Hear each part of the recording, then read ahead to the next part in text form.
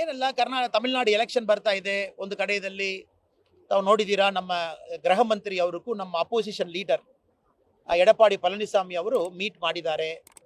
ಆಮೇಲೆ ನಮ್ಮ ಗೃಹ ಮಂತ್ರಿ ಸಾಯಿಬ್ರವರು ಅಲಯನ್ಸ್ ಬಗ್ಗೆ ಟಾಕ್ಸ್ ಶುರು ಆಗ್ತಾ ಇದೆ ಅಂತ ಹೇಳಿದ್ದಾರೆ. ಸೊ ನಿಮಗೂ ನನ್ನ ಸ್ಟ್ಯಾಂಡ್ ಗೊತ್ತು, ADMK ಜೊತೆಗೆ ನಾವು 2024 ಇದಕ್ಕೆ ಮುಂಚೆ ಎಲ್ಲ ಕೂಡ. ಸೊ ಎಲ್ಲ ಕಡೆಯಲ್ಲಿ ಕೂಡ ನಮ್ಮ ಪಾರ್ಟಿ ಏನು, DMK ನಾವು ಪವರ್ಲಿಂದ ತೆಗಿಸ್ಬೇಕು. ನಂಬರ್ 1 ಕಾರ್ಯಕ್ರಮ ಅದು. ಪವರ್ಲಿಂದ DMK ಹೋಗಬೇಕು. ಸೊ ಅದು ADMK ಇವತ್ತು ಬಹಳ ದೊಡ್ಡ ಪಾರ್ಟಿ ಆಗಿದ್ದಾರೆ, ಡ್ರೆವಿಡಿಯನ್ ಪಾರ್ಟಿ ಇದ್ದಾರೆ. ಸೊ ಅವರು ಕೂಡ ಬಂದು ನಮ್ಮ ಹೋಮ್ ಮಿನಿಸ್ಟರ್ ಅವರು ಭೇಟಿ ಮಾಡಿ ಹೋಗಿದ್ದಾರೆ. ADMK ಜನರಲ್ ಸೆಕ್ರೆಟರಿ ಭೇಟಿ ಮಾಡಿ ಹೋಗಿದ್ದಾರೆ. ಅದರಲ್ಲಿ message very clear, ADMK wants an alliance with BJP. ಗೃಹ ಮಂತ್ರಿ ಅವರು ಬಹಳ ಕ್ಲಿಯರ್ ಮೆಸೇಜ್ ಹೇಳಿದ್ದಾರೆ, BJP ವಾಂಟ್ಸ್ ಅನ್ ಅಲಯನ್ಸ್. ಅದರಲ್ಲಿ ನಮ್ಮ ಪಾರ್ಟಿ ನೋಡ್ತದೆ ಯಾರು ಎಲ್ಲಿ ಇರಬೇಕು, ಯಾವ ಪೊಸಿಷನ್ ನಲ್ಲಿ ಯಾರು ಇರಬೇಕು, ಸೊ ಅಲಯನ್ಸ್ ನಲ್ಲಿ ಯಾರು ಸರಿಯಾಗಿ ಬರ್ತಾರೆ. ಸೊ ಇದೆಲ್ಲ ಕೂಡ ನೋಡಿ ಒಂದು ತೀರ್ಮಾನ ತಗೊಳ್ತಾರೆ. ಏನ್ ತೀರ್ಮಾನ ತಗೊಂಡಿದ್ದಾರನ್ನ ಕೂಡ ನಾವೆಲ್ಲ ಕೂಡ ಕಾರ್ಯಕರ್ತರು ಸಿದ್ಧ ಇದೀವಿ. ಅದೇನಿದೆ ನಾವು ಸಕ್ಸಸ್ ಮಾಡಿ.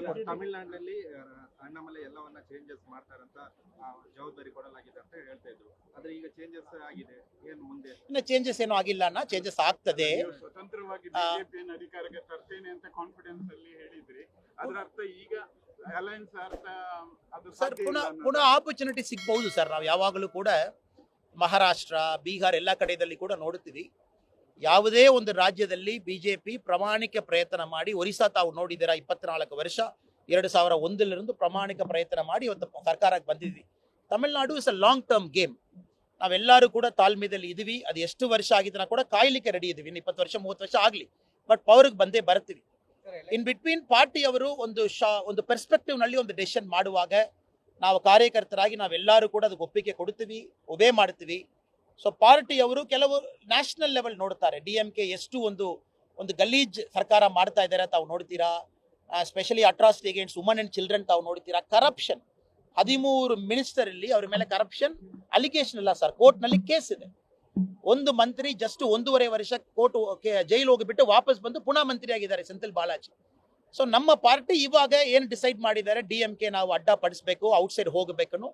ಸೊ ಲಾಂಗ್ ಟರ್ಮ್ ದೃಷ್ಟಿಕೋನದಲ್ಲಿ ನಮಗೆ ಆಪರ್ಚುನಿಟಿ ಪುನಃ ಪಾರ್ಟಿಗೆ ಯಾವಾಗಲೂ ಇದ್ದೇ ಇರುತ್ತದೆ. ಪಾಲಿಟಿಕ್ಸ್ ನಲ್ಲಿ patience is more important than power. ಇದು ಲಿಯೋ ಟಾಲ್ಸ್ಟಾಯ್ ಅವರೊಂದು ಓಲ್ಡ್ ಒಂದು ಪ್ರವರ್ಬ್ ಇದೆ. The two company that you should always have are patience and power. ಅದರಲ್ಲಿ patience is more important. So definite ಆಗಿ ನಾವೆಲ್ಲರೂ ಕೂಡ ತಾಳ್ಮೆಯಲ್ಲಿ ಕಾರ್ಯಕರ್ತರಾಗಿ ಕೆಲಸ ಮಾಡ್ತಾ ಇರ್ತೀವಿ. ನಾವೇನು ದೃಷ್ಟಿ ಇಟ್ಕೊಂಡಿದ್ವಿ, ಮೋದಿ ಸಾಹೇಬ್ರವರು, ಅಮಿತ್ ಶಾ ಸಾಹೇಬ್ರವರು, ನಡ್ಡಾಜಿ ಅವರು ಎಲ್ಲರೂ ಕೂಡ ದೃಷ್ಟಿ ಏನು, ಒಂದು ದಿವಸ ತಮಿಳುನಾಡಿನಲ್ಲಿ BJP ಪವರ್ ಬರಬೇಕು, ಅದು ಬಂದೇ ಬರ್ತದೆ. ಈಗ ನೀವು ರಾಜೀನಾಮೆ ಕೊಟ್ಟಿದ್ದೀರಾ? ರಾಜೀನಾಮಾ ಏನು, ನಮ್ಮ ಪಕ್ಷದಲ್ಲಿ ರಾಜೀನಾಮಾ ಕಾನ್ಸೆಪ್ಟ್ ಏನಿಲ್ಲ ಸರ್. ಇದರಲ್ಲಿ ನೆಕ್ಸ್ಟ್ ಸ್ಟೇಟ್ ಪ್ರೆಸಿಡೆಂಟ್ ಎಲೆಕ್ಷನ್ ಆಗುವಾಗ ಆ ಪ್ರೆಸಿಡೆಂಟ್ ಎಲೆಕ್ಷನ್ ಅಲ್ಲಿ ನಾನು ಇಲ್ಲ ಅಷ್ಟೇ. ಪ್ರೆಸಿಡೆಂಟ್ ಎಲೆಕ್ಷನ್ ಆಗಬಹುದು, next president election any time ಆಗಬಹುದು, ಎನಿ ಟೈಮ್ ಆಗಬಹುದು ಸರ್, ನಮಗೆ ಗೊತ್ತಿಲ್ಲ. ನಾನು ನ್ಯಾಷನಲ್ ಪ್ರೆಸಿಡೆಂಟ್ ಎಲೆಕ್ಷನ್ ಇನ್ನೂ ಅನೌನ್ಸ್ ಆಗಿಲ್ಲ ಡೇಟು. ಸೊ ಎನಿ ಟೈಮ್ ಆಗಬಹುದು. ತಮಿಳುನಾಡು ಅದರಲ್ಲಿ ಇದೆ.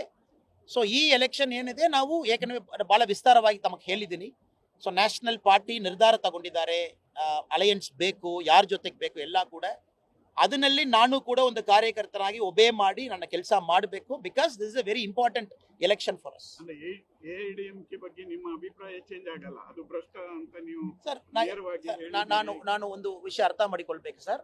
ಇವತ್ತು ನಾವು ಪ್ರಾಮಾಣಿಕ ಪ್ರಯತ್ನ ಮಾಡುವುದು DMK ಪವರ್ಲಿருந்து ಅಡ್ಡಪಡಿಸಬೇಕು, ವೆರಿ ಕ್ಲಿಯರ್. ಇನ್ನೊಂದು ತಮಗೆ ಹೇಳಿದ್ದೀನಿ, ಒಂದು ದಿವಸ BJP ತಮಿಳುನಾಡು ಸರ್ಕಾರಕ್ಕೆ ಬಂದೇ ಬರುತ್ತದೆ. ನಾವು ಎಲ್ಲರೂ ಕೂಡ ಬೇರೆ ಬೇರೆ ರೋಲ್ ಇರ್ತದೆ. ನನಗೆ ಇವಾಗ ಒಂದು ರೋಲ್ ಇರ್ತದೆ, ಇನ್ನು 5 ವರ್ಷ ಆದ ಮೇಲೆ ಇನ್ನೊಂದು ರೋಲ್ ಇರ್ತದೆ. ಕೆಲಸ ಮಾಡ್ತಾ ಇರೋಣ ಸರ್. ಸರ್ ಎಲ್ಲ ನಮ್ಮ ಪಕ್ಷ ಡಿಸೈಡ್ ಮಾಡ್ತಾರೆ ಸರ್, ಎಲ್ಲರೂ ಕೂಡ ಯಾವಾಗ ನಿಲ್ಬೇಕು ನಿಲ್ಬಾರದು. ಸೊ ಏನು ನಮ್ಮ ಪಾರ್ಟಿ ಡಿಸೈಡ್ ಮಾಡ್ತಾರೆ, ನಾವು ಮಾಡ್ತೀವಿ ಸರ್. ಇದು ಕೋರ್ಟ್ ಸರ್, ಒಂದು ವಿಷಯ ಅರ್ಥ ಮಾಡಿಕೊಳ್ಬೇಕು. ವಕ್ಫ್ ಆಕ್ಟ್ ಏನಿದೆ, ಇದು ಪ್ರೀ ಇಂಡಿಪೆಂಡೆನ್ಸ್ ಮುಂಚೆ 1911 ನಲ್ಲಿ ಬ್ರಿಟಿಷ್ ತಗೊಂಡು ಬಂದಿದ್ದಾರೆ. ಮುಸಲ್ಮಾನ್ ಪ್ರಾಪರ್ಟಿ ರೆಗ್ಯುಲೇಷನ್ ಆಕ್ಟ್ ಒಂದು ಕಾಯ್ದೆ ತಗೊಂಡು ಬಂದಿದ್ದಾರೆ. 1931 ತಾರೆ ಅವರು ತಿದ್ದುಪಡಿಸಿಕೊಂಡು ಮಾಡಿದ್ದಾರೆ. ವಕ್ಫ್ ಆಕ್ಟ್ 1955 ಸ್ವತಂತ್ರ ಆದ ಮೇಲೆ ಫಸ್ಟ್ ಒಂದು ಕಾಯ್ದೆ ಮಾಡಿದೆ ವಕ್ಫ್ ಆಕ್ಟ್ 1955. ಆಮೇಲೆ ಸಿಕ್ಕಾಪಟ್ಟೆ ಅಮೆಂಡ್ಮೆಂಟ್ ಮಾಡಿಕೊಂಡೇ ಬಂದಿದ್ದೀವಿ. ದೊಡ್ಡ ಅಮೆಂಡ್ಮೆಂಟ್ 1995 ಆಯಿತು, ಅದು ವಕ್ಫ್ ಆಕ್ಟ್ 1995 ಹೇಳ್ತೀವಿ. ಇವಾಗ 2013 ಕಾಂಗ್ರೆಸ್ ಸರ್ಕಾರದಲ್ಲಿ ದೊಡ್ಡ ಅಮೆಂಡ್ಮೆಂಟ್ ಮಾಡಿದ್ದಾರೆ. 2025 ಇದು ಲಾರ್ಜೆಸ್ಟ್ ಅಮೆಂಡ್ಮೆಂಟ್ ವಕ್ಫ್ ನಲ್ಲಿ ನಾವು ಮಾಡಿದ್ವಿ. ಸೊ ಎಲ್ಲ ಜನ ಕೂಡ ಅರ್ಥ ಮಾಡಿಕೊಳ್ಬೇಕು, ಒಂದು ಡೆಮೋಕ್ರಸಿದಲ್ಲಿ ಅಮೆಂಡ್ಮೆಂಟ್ಸ್ ಆಗುತ್ತದೆ ಜನಕ್ಕೂ ಆ ಟೈಮ್ನಲ್ಲಿ ನಾವು ಯಾವಾಗಲೂ ಕೂಡ ಒಂದು ದೃಷ್ಟಿಕೋನದಲ್ಲಿ ನೋಡಬೇಕು. ಇವತ್ತು largest holder of land Waqf ಇಂಡಿಯಾದಲ್ಲಿ 39 ಲಕ್ಷ ಏಕರ್ ಅವ್ರ ಕೈನಲ್ಲಿದೆ. 39 ಲಕ್ಷ ಏಕರ್.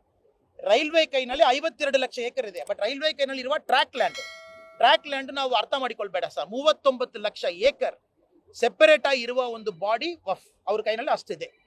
ಅದರಲ್ಲಿ ಕಳೆದ 10 ವರ್ಷದಲ್ಲಿ ಮಾತ್ರ 21 ಲಕ್ಷ ಏಕರ್ ಆಡ್ ಮಾಡಿದ್ದಾರೆ. ಸೊ 2013 ತನಕ 18 lac acre, last 10 years 21 lac acre, so 39 lac acre. ಅದು ರೆಗ್ಯುಲೇಟ್ ಮಾಡಬೇಕು. ಯಾರು ಬಂದು ಸುಮ್ಮನೆ ಇದು ನನ್ನ ಲ್ಯಾಂಡ್ ಅನ್ನು ಹೇಳಲಿಕ್ಕಿಲ್ಲ. ಅದರಲ್ಲಿ ಕಲೆಕ್ಟರ್ ಪಾತ್ರ ಏನು, ಇದೆಲ್ಲ ಕೂಡ ಒಂದು ಬ್ಯೂಟಿಫುಲ್ ಅಮೆಂಡ್ಮೆಂಟ್ ತಗೊಂಡು ಬಂದಿದ್ದಾರೆ. ಇದು ನಿಜವಾಗಿ ಹೇಳ್ಬೇಕನ್ನ ಇಸ್ಲಾಮಿಯ ಸಿಸ್ಟರ್ಸ್ ಮದರ್ಸ್ ಯಾರಿದ್ದಾರೆ ಅವರಿಗೂ ಬೆಂಬಲ ಕೊಟ್ಟಿದ್ದಾರೆ ಈ ತಿದ್ದುಪಡಿಯಲ್ಲಿ. ಅದು ಮಾತ್ರ ಇಲ್ಲದೆ the poor Muslim community, poor OBC community ಅವರಿಗೆ ಇದರಲ್ಲಿ ಇಂಪಾರ್ಟೆನ್ಸ್ ಕೊಟ್ಟಿದ್ದಾರೆ. ಇಷ್ಟು ದಿನ ಶಿಯಾ ಸುನ್ನಿ ಮುಸ್ಲಿಂ ಕಿತ್ತು, ಇದರಲ್ಲಿ ಆಗಾ ಖಾನ್ ಮುಸ್ಲಿಂ, ಬೋರಾ ಮುಸ್ಲಿಂ ಇಬ್ಬರಿಗೂ ಕೂಡ ಇಂಪಾರ್ಟೆನ್ಸ್ ಕೊಟ್ಟಿದ್ದಾರೆ. ಶಿಯಾ ಸುನ್ನಿ, ಬೋರಾ, ಆಗಾ ಖಾನ್ ಎಲ್ಲರೂ ಕೂಡ ಇಂಪಾರ್ಟೆನ್ಸ್ ಇದೆ. ಅಲ್ಲಿರುವಾಗ ಇದು ಕಾನ್ಸ್ಟಿಟ್ಯೂಷನ್ ವಿರೋಧ ಇಲ್ಲ. ಯಾರೋ ಸುಪ್ರೀಂ ಕೋರ್ಟ್ ಹೋಗ್ತಾರ ಕೂಡ, ತಮಿಳುನಾಡಲ್ಲಿ DMK ಹೋಗಿದ್ದಾರೆ ನಿನ್ನೆ, ಎಲ್ಲ ಕೇಸಲ್ಲಿ ಕೂಡ ಡಿಸ್ಮಿಸ್ ಆಗ್ತದೆ. ಹೆಚ್ಚಿನ ವಿಡಿಯೋಗಳಿಗೆ ಪ್ರತಿಧ್ವನಿ ಯೂಟ್ಯೂಬ್ ಚಾನೆಲ್ ಸಬ್ಸ್ಕ್ರೈಬ್ ಮಾಡಿ, ಬೆಲ್ ಐಕಾನ್ ಕ್ಲಿಕ್ ಮಾಡಿ.